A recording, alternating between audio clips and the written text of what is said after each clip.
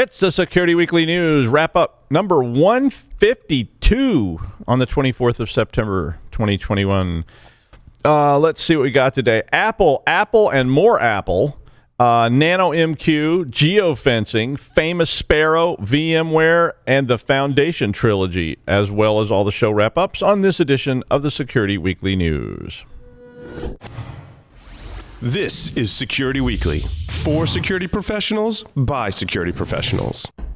We interrupt our program to bring you this important message. It's the show that keeps you up to date on the latest security news twice a week, your trusted source for accurate security information and expert analysis. It's time for Security Weekly News.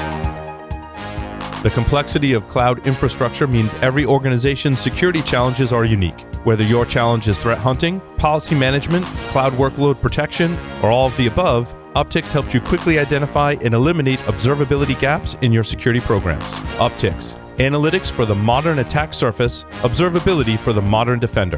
That's Uptycs, UPTYCS. Check them out at securityweekly.com/Uptycs for a free trial.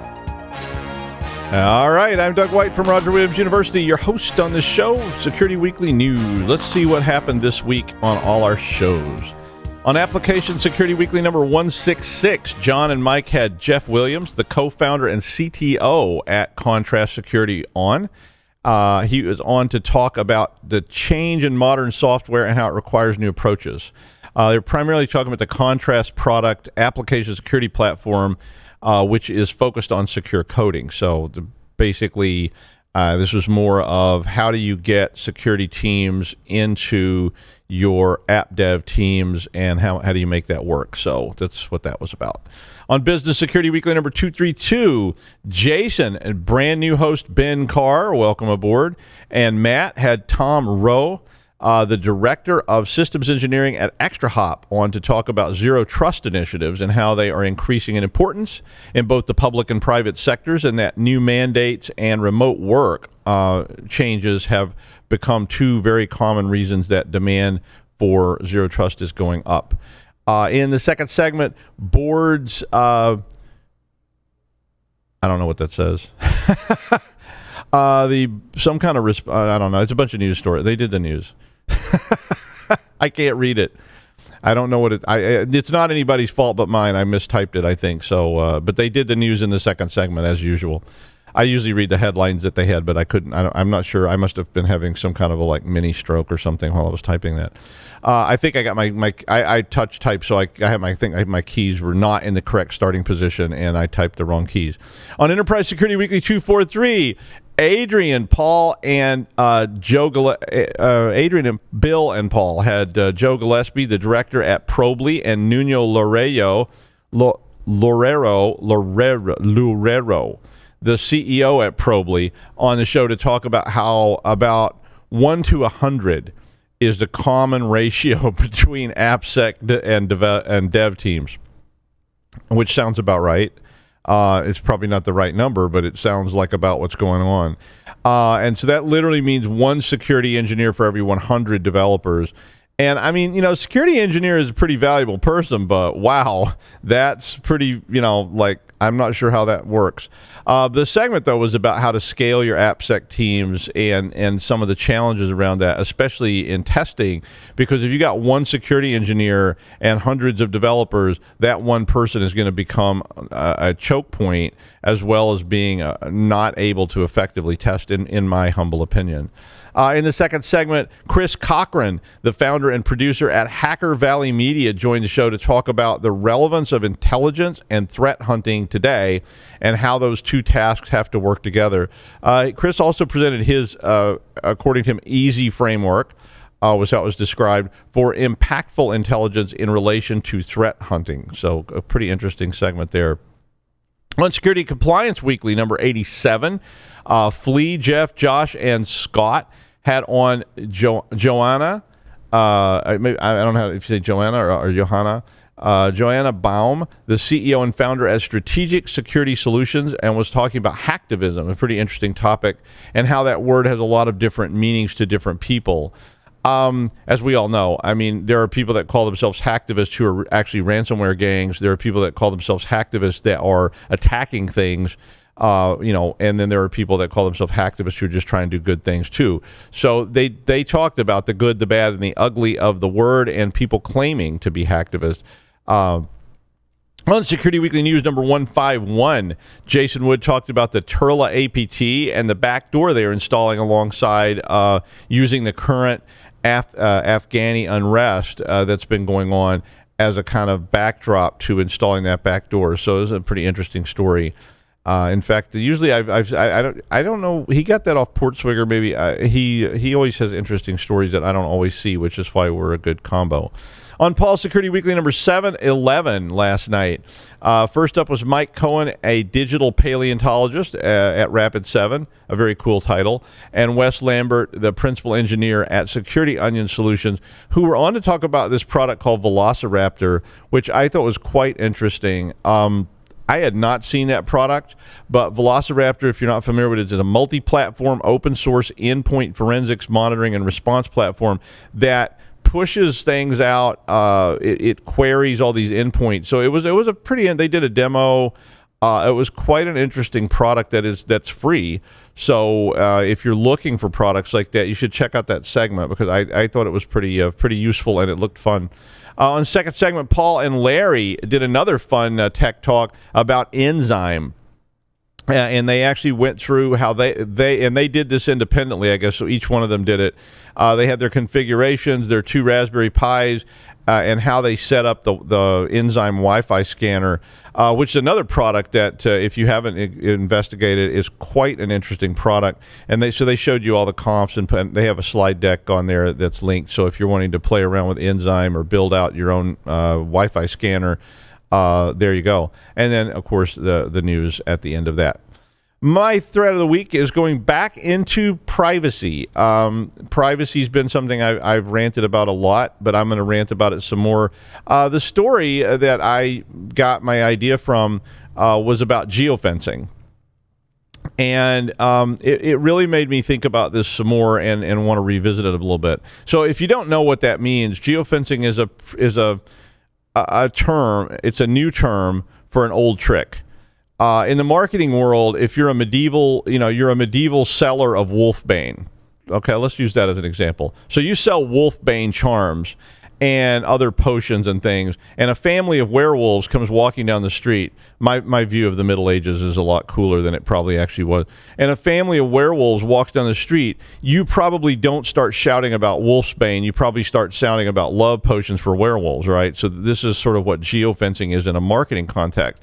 So if products have RFID tags and or other mechanisms so that they can interact with your phone, and your phone can share information with those not RFID tags, but if your phone can then share that information, and there's a lot of different mechanisms that go on right now for how to do that in marketing, then you walk past a can of baked beans. If the RFID tag triggers an event on your phone to offer you a discount on baked beans or a different brand of baked beans or whatever, I think I want some baked beans. But the idea then of a geospace is that there's an area around that product where things are being scanned.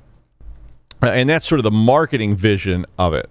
So if you walk into a store, the Wi-Fi could be used. There's all kinds of different mechanisms to do this, and they may identify you based on fingerprinting your phone and put up certain products in display windows. So that's a thing. So, and I mean, it's kind of a cool thing in a way, because if I walked in the store, I would rather see products related to me than products that I have no interest in. So that could be interesting. It could also be pretty amusing to social engineer if you could figure out what are the most dramatic and offensive images you could trigger when you walk into the store. So, I mean, I could definitely see people doing that kind of thing. But that's marketing.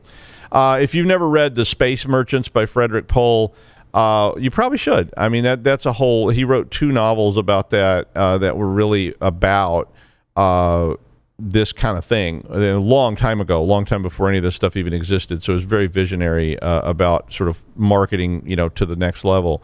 But so there's another level. If you've listened to me on these shows for years, you probably have heard me talk about Kohlbergian pre-conventionalists before. And if you haven't, well, a Kohlbergian pre-conventionalist is somebody who sees a wallet laying on a subway platform. They pick the wallet up. They look around to see if anybody's watching. And if nobody's watching, then, they put it in their pocket. And in that light, I've always said you could probably prevent a lot of crime by putting monitoring everywhere. If there's cameras and other types of monitors, put chips in people's heads and monitor everything they do. Well, if a crime occurs, you just spin the thing backwards and you see who was there. And, well, now you know who did it. So once that happens, Kohlbergian pre-conventionalists go, wow, I can't commit any crimes. So you just kind of get reduced to crimes of passion and things like that, and crazy people. And we've certainly seen from the internet that people behave differently when they think no one is looking or that they're anonymous, and when somebody is looking, they behave differently. Although lately, it doesn't seem like that's true any longer. Everybody's gone feral, so when they don't get their way, they immediately start foaming at the mouth and attacking people that, because there was too few French fries in the bag or whatever. So anyway, when your great aunt Sophie is online as Smack Daddy, she may be the worst troll in the universe, but when you drop by to visit, she just serves you tea. Same thing, Kohlbergian pre-conventionalist. Okay, so let's modernize that into this geofencing world. So what if instead of cameras, and cameras may be used as well, but you use geofencing? So if you define some space around an ATM machine as a geofence, and it's out in this lonely parking lot, and there's just this one street light, and we've all seen those ATM machines, right? And you go, should I stop and get money out of that? Maybe I shouldn't do this at this time of night. But if there's geofencing around it, and it's going to track various things, and I'm not getting into, yes, you can disguise yourself, yes, you can, turn your phone off and all these kind of things, but most people don't. So if you're doing that, you can see what's going on. If you give everybody an easy pass, you can see who drove over the George Washington Bridge last night. Literally. That's true right now, right? If you cross the GWB, in either direction, you go to a toll booth, and if you have Easy Pass, they track that, and they also scan your license plate to see what car it was. So geofencing really created a whole new world when it came down to digital privacy. So the article that I attached is talking about how Google said that the number of geofence warrants that they have received from police went from 982 requests in 2018 to 11,554 requests in 2020. And that's with the pandemic. So what these warrants do is they're allowing law enforcement officers to see who was there, in any given locale. So they create a geofence around a location where something happened, and then they get a warrant that says they can look at the tracking data that Google is collecting about that location. So if there's, if say two people get shot in Louis' restaurant in the Bronx, and the shooter just walked away, and walked out the front door. Now, in 1946, there were no you couldn't get an eyewitness to testify against, the crime family. Well, Michael just heads on over to Italy and has, and has good luck with anybody proving anything. We also know that eyewitnesses are notoriously unreliable, despite their revered place in the law. That used to be the highest form of evidence was the eyewitness, even though modern studies show that eyewitnesses are awful. So what if instead of all that, so instead of, trying to rely on some guy named Bernie who had a few drinks and maybe wears, thick glasses or whatever, you could get a federal warrant, go to Google, and see what phones were in the restaurant when the shooting happened. Now, some innocent people who said they were, looking the other way when it happened may well be on that list. Or that they may describe the person as a white guy, medium height, medium build, who seemed to have, average hair, but he did yell "hooah" a lot. Maybe that was, and Michael Corleone. So that's who was in the restaurant. Well, okay, so now you at least know who you're looking for. And again, I'm not going to get into this sort of hacking, social engineering aspect of this, or even the just privacy aspect of how you prevent these things. And yes, there are plenty of ways you could prevent this from happening, but again, most people don't. But there was an interesting case in here about a guy who was using a tracking app to track his mileage on his bicycle, and he just happened to be riding by where a burglary was going on, and he suddenly became a top suspect in the investigation, but he was really just riding by. Now, he didn't go to jail, he didn't get accosted or anything, but he got brought in to be interviewed about why he was near this burglary. And and then they cleared him later. But Google said, as with all law enforcement requests, we have a rigorous process that is designed to protect the privacy of our users while supporting the important work of law enforcement. We developed a process specifically for these geofencing requests that is designed to honor our legal obligations while narrowing the scope of the data disclosed. The Electronic Frontier Foundation, however, said geofencing warrants violate the Fourth Amendment. And if you don't know anything about the Fourth Amendment of the U.S. Constitution, it guarantees the right to privacy from law enforcement and prevents wiretaps and surveillance without warrants, which it's not clear if this qualifies. But several judges have now agreed with the EFF that this is a violation of the Fourth Amendment. So geofencing warrants then have been used to look at who was at protests. There were some cases like that where some people were saying, I want to know who was there. Crimes, everything you say about, privacy violations, well, as soon as you start looking at protesters and rounding them up, then it becomes an issue. Crime scenes, I'm all for it, but, there's an issue there. EFF is pressuring Google to stop cooperating with these warrants. Now, me being very boring, I've always been kind of in the law enforcement camp on privacy, but I do appreciate the concerns. I mean, I like the idea that the pre-conventionalists are realizing that someone's watching and maybe they'll behave. Maybe they won't carjack me in Fort Lee one night. I know Fort Lee's nice now. It didn't used to be. But that guy that robbed me in that Atlanta bus station, well, I don't know if he would have robbed me if he had known he was going to get caught. I mean, nobody ever went into the Wawa thinking, man, this robbery is going to go bad. I'll get caught and be in prison for 25 years tonight. That's just not. But maybe if they're thinking I'm definitely going to get caught, they wouldn't do it in the first place. So the upside is that that it may be effective, and not all the law enforcement officers are up to no good. And in my experience, mostly the law enforcement officers want to stop crime and keep you safe. But the whole thing with the protests made me start going, maybe I do kind of get that. I ought to be able to go down to the anti-Java rally and scream and yell that C is better, and not get geotagged and flagged as a terrorist because I had an opinion, and the local potentate, whoever that is, didn't like the fact that I was against Java, and so they round me up. So the cynic in me started thinking, well, it's not like we haven't seen abuse of the Justice Department in the last few years. So how long before some politician decides I'm going to track all my political enemies? How long after that until somebody gets assassinated or killed because they spoke out against a dear leader? And I mean, could you geofence work to see who arrived late? How about geofencing the school to see who missed class or where the faculty didn't show up on time? I mean, that is happening. And I mean, I know some of you work hard to be invisible, but it's going to keep getting harder and harder because the marketing angle is driving it, the crime angle is driving it, and it's all very lucrative when it's in marketing context. So I don't really know what to do about it, short of locking down my phone and, like I was at DEF CON or something. So there are equal initiatives to try to find absolute identifiers of people and protect anonymity, and there are pluses and minuses on both sides of that menu. So it's an interesting thing to think about, and I thought it was an interesting article. So check it out if you found that provocative or not. And now the news brought to you by Uncle Bert's ML Enhanced Baked Beans. They know what you want, and they'll make you love them. Gardera found a 0-day in NanoMQ. And if you don't know what NanoMQ is, NanoMQ is an open source platform which is used to monitor IoT devices in real time and acts as an intermediary for messaging, which can result in alerts. So Gardera was able to cause the NanoMQ product to crash during their testing of the 0-day that they found. The conclusion was that this flaw could be used to bring down any NanoMQ system completely. So if you don't know anything about this, there is a protocol called MQTT, which is a messaging protocol. So, just like any other type of protocol, but this is one that's used very widely, and it's used by this NanoMQ product. And it basically, they were able to create a packet length error. And so MQTT being standard in IoT is used for messaging transport. And MQTT is used because it's a really small footprint protocol.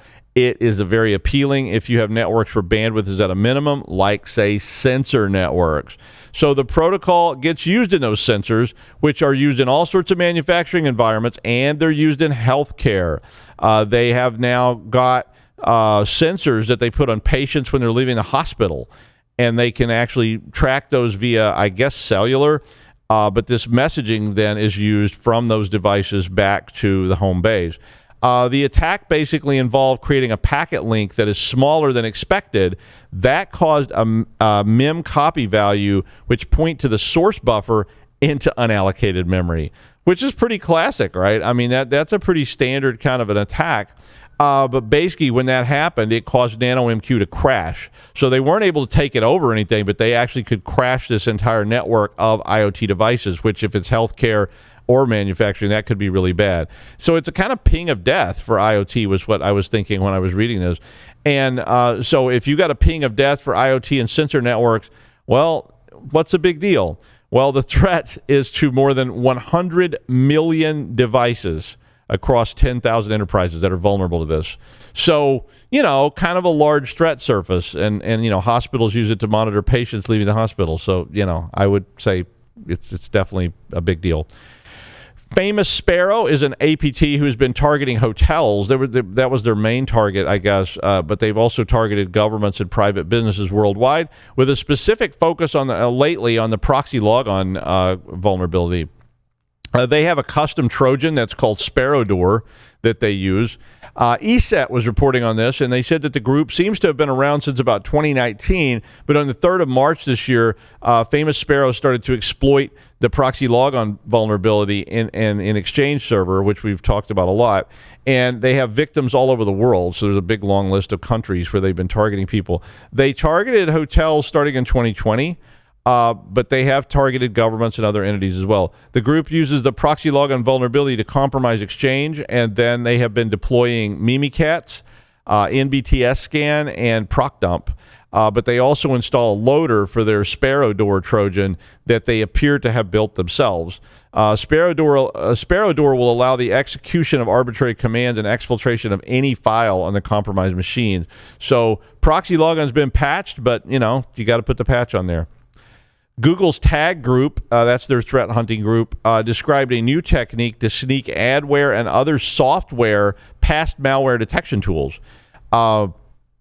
Neil Mehta said that the threat actor is using a software code signing certificate from a legitimate cert authority to create signatures that can't be basically seen or inspected by security tools. They couldn't decode them, they couldn't inspect them, and any tool that used OpenSSL apparently would accept this as valid in Windows.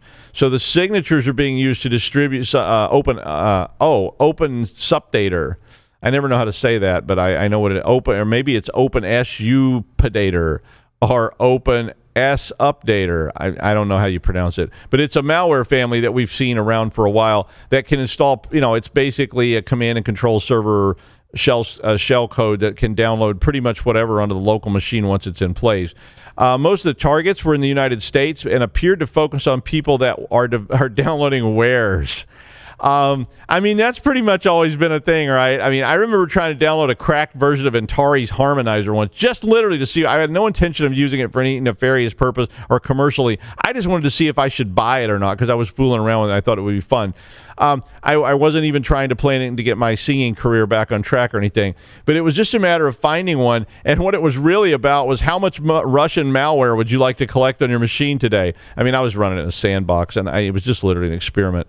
But even back in the old BBS days, there used to be one that was called Star Trek Game that when you downloaded it, it installed this funny little memory. It was a little program that ran in memory, and it basically said your hard drive was dirty and needs to be cleaned, and it started making all these noises and said, like lather, rinse, repeat, and all this stuff, and freak people out because it made this like whirring noise that was just coming out of the speaker. It wasn't the actual hard drive, but people thought it was wiping their drive up, and they would freak out. And every time I had to uninstall that from somebody's machine, I knew they tried to download that Star Trek game, or they were downloading ASCII porn, which was another place that you would find that particular thing.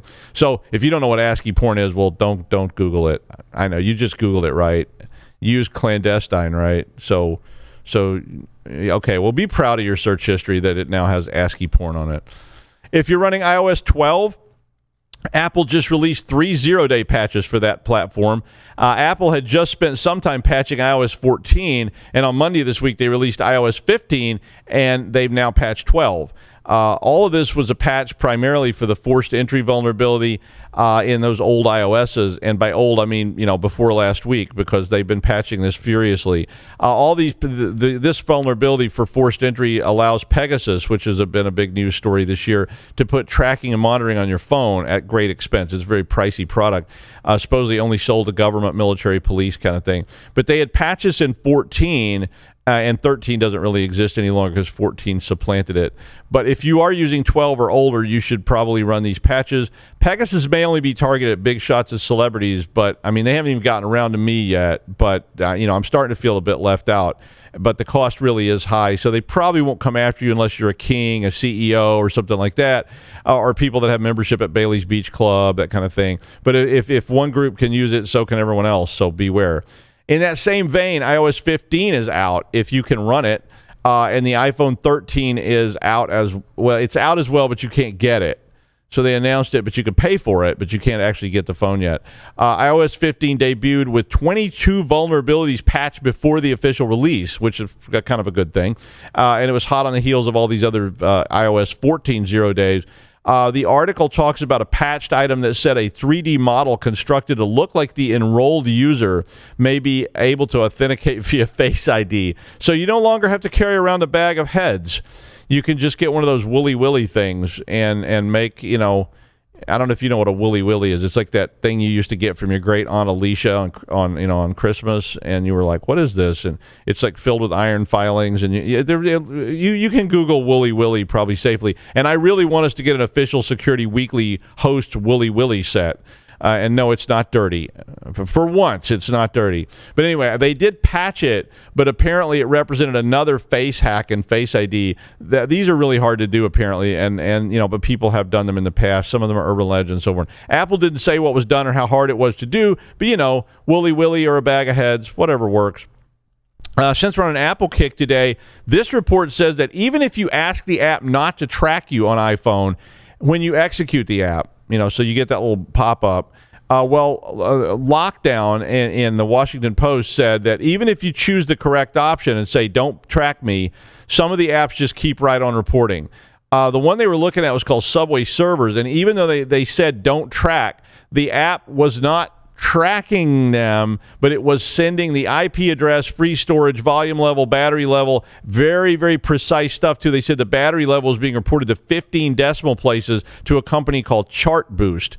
And it seems to be a way around the tracking, since it's not tracking if it's fingerprinting. Now, Apple doesn't allow fingerprinting either, but that seems to be what they're doing. So they're not tracking, but they're collecting very, very precise data about your phone.